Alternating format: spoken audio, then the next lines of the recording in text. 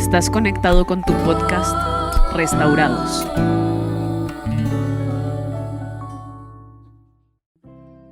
Hola, bienvenidos a Restaurados. Pidámosle a Dios en esta hora que hable a nuestro corazón por medio de su palabra. Existen muchas cosas que nos pueden generar sufrimiento en la vida. Enfermedades, problemas, crisis, conflictos. Y en ocasiones el sufrimiento puede llegar como consecuencia de nuestras decisiones y en otras simplemente como algo externo.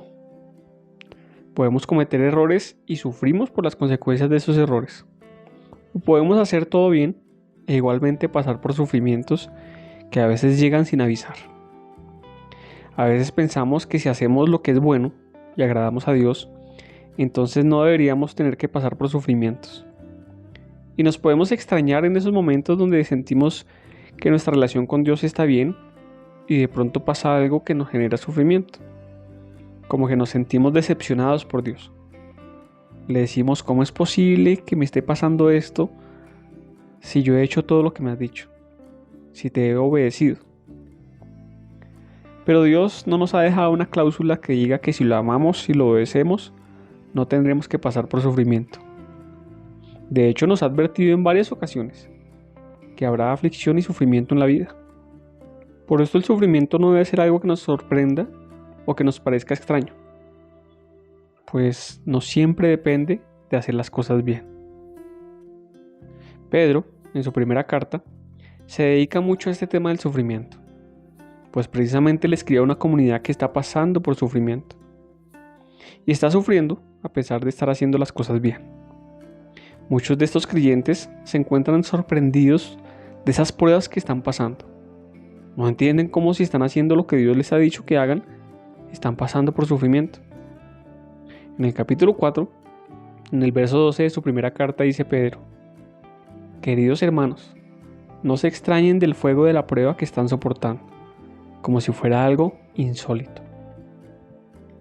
No es insólito hacer las cosas bien y aún sufrir. Esto puede pasar. Y precisamente algo que nos debemos asegurar en estos momentos de sufrimiento es que ese sufrimiento sea por hacer el bien y no el mal. Este es el mensaje que le da Pedro a esta comunidad.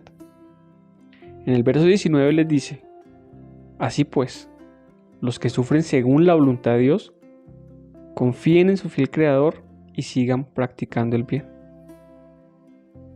Cuando Pedro dice sufrir según la voluntad de Dios, no es sufrir porque Dios quiere que suframos, sino sufrir por hacer la voluntad de Dios. A veces vamos a hacer la voluntad de Dios y esto nos va a generar sufrimiento. Pero es allí donde debemos hacer lo que dice Pedro. Debemos seguir confiando en nuestro fiel Creador y seguir practicando el bien. Esa es nuestra tarea. Así que si vamos a sufrir, que sea por hacer el bien. Y que el sufrimiento no haga que dejemos de hacer el bien. Cuando sufrimos por hacer el bien, estamos sufriendo como sufrió Jesús. Y dice Pedro allí mismo en el verso 13: alégrense de tener parte en los sufrimientos de Cristo, para que también sea inmensa su alegría cuando se revele la gloria de Cristo. Si compartimos el sufrimiento de Jesús, también compartiremos su alegría. Así que si vamos a sufrir, que sea un sufrimiento con propósito, que suframos por hacer el bien.